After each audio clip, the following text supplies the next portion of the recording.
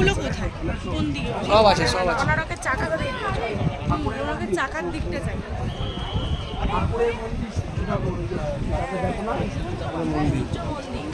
এটা এইখানে অনেক জিনিস আছে, যখন তুমি বড় হবে তখন বলবো, তুমি যখন বড় হবে তখন বলবে এখানে কি আছে, বুঝছো?